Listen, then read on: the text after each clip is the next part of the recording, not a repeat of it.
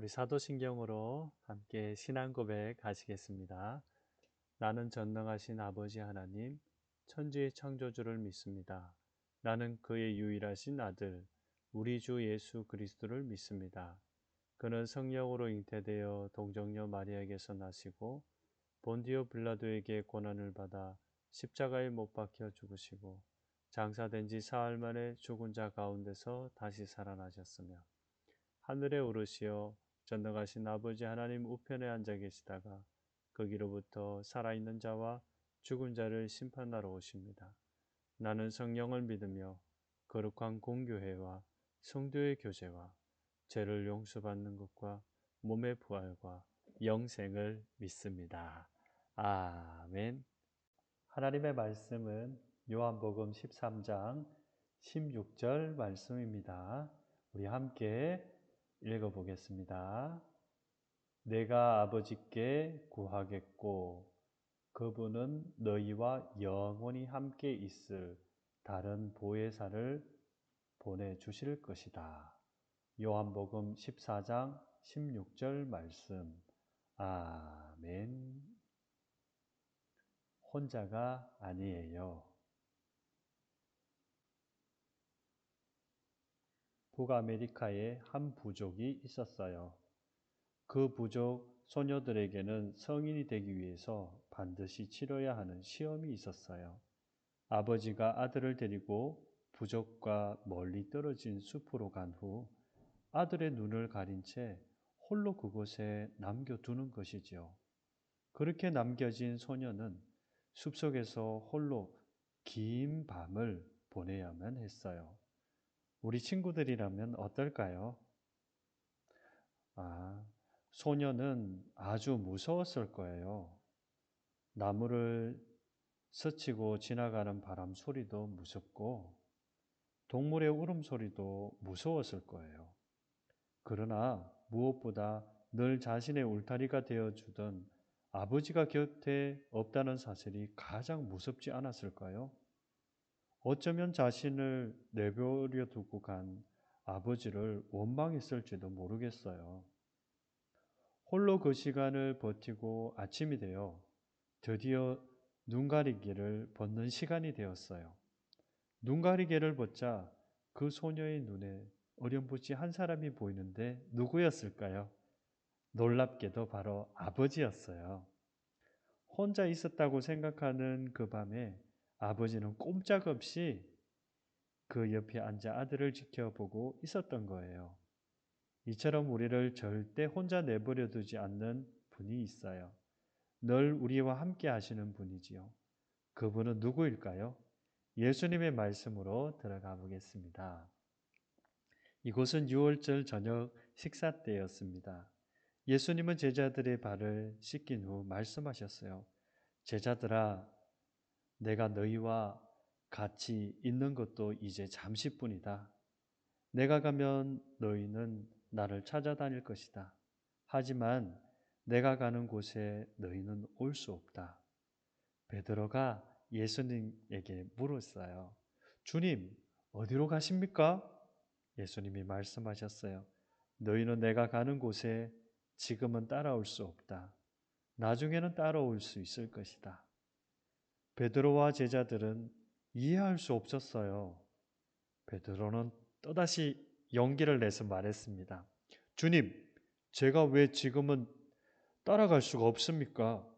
주님을 위해서라면 저는 목숨이라도 바치겠습니다. 두 주먹을 불끈 쥐었죠. 예수님 말씀하셨어요. 네가 나를 위해 목숨이라도 바친다는 말이냐? 닭이 울기 전에 너는 3번 나를 모른다고 할 것이다. 베드로는 혼란스러웠어요. 그래서 모두 다 혼란스러웠지요. 예수님께서 말씀하셨어요. 그러나 성령님이 너희와 영원히 함께 하실 것이다. 걱정하지 마라. 그러셨어요. 그러면 성령님은 어떤 분일까요? 우리 친구들? 맞아요. 보혜사라는 말은 성령님. 다시 말하면은 우리를 보살피며 은혜를 베푸시는 분, 이분이 바로 성령님이십니다. 조금 더 구체적으로 알아보면 성령님은 우리와 함께 하시고 우리를 보살피는 분이십니다.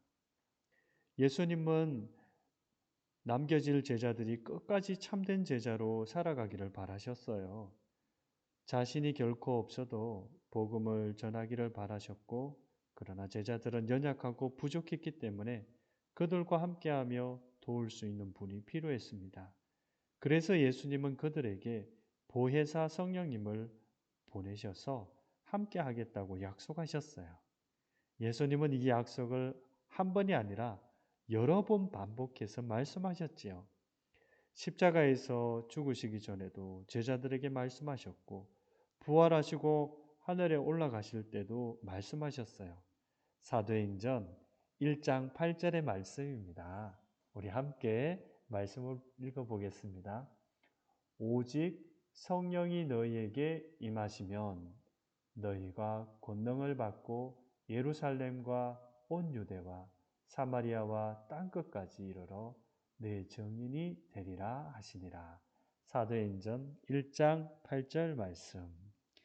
이 말씀은 예수님이 하늘로 올라가시기 전 마지막으로 하신 말씀이에요. 부활하신 예수님은 하늘로 올라가시며 성령님이 제자들에게 임하실 것이라고 말씀하셨어요. 그래서 비록 예수님은 하늘로 올라가셨지만 제자들은 이전처럼 근심하고 슬퍼하지 않았어요. 왜냐하면 예수님이 보내주시겠다고 약속하신 성령님이 함께 하실 것을 믿었기 때문이에요.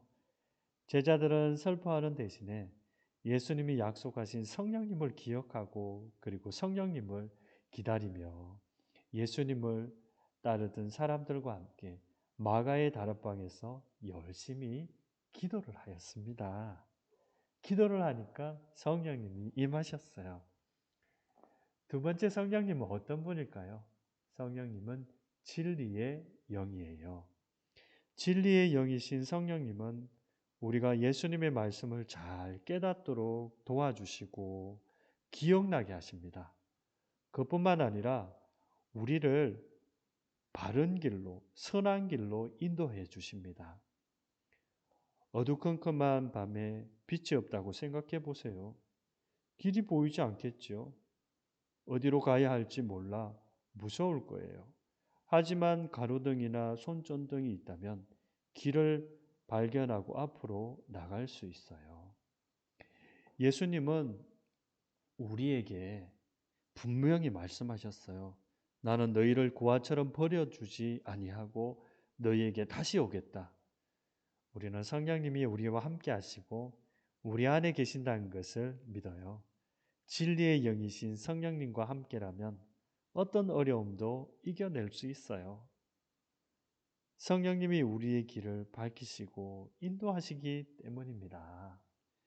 언제나 우리와 함께 하시는 성령님은 우리의 목소리에 귀 기울이시고 우리의 길을 밝히십니다.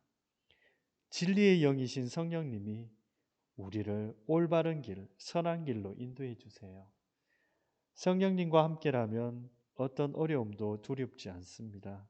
혼자라는 생각이 들거나 어려움 앞에서 발발 동동 구르게 될 때에도 오늘 말씀을 기억하세요. 성령님은 우리와 함께 하세요.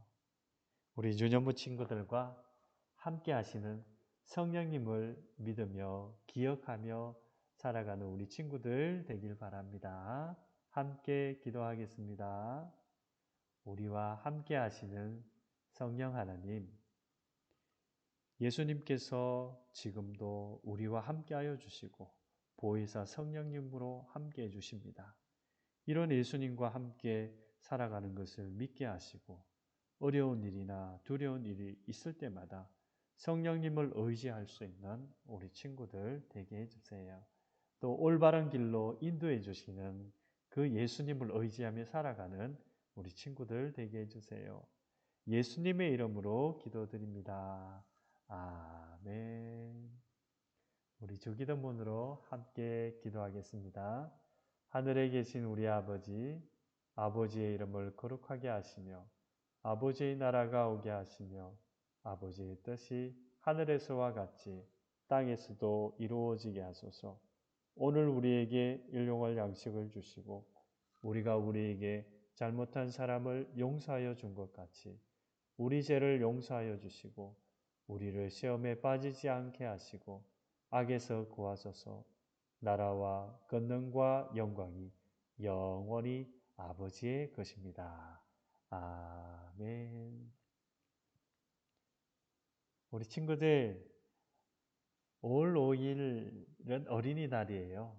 그래서 우리 교회에서는 5월 첫째 주 5월 2일 날 바로 어린이 주일입니다. 영상으로 예배를 드리는 우리 친구들, 그날은 꼭 교회에 와서 함께 하나님께 예배 드리도록 해요. 교회에 나오면 선물도 간식도 여러분들에게 준비되어져 있습니다. 꼭 나오셔서 하나님께 예배 드리는 우리 친구들 되길 바랍니다. 한 주간도 성령님과 함께 살아가는 친구들 되세요. 안녕.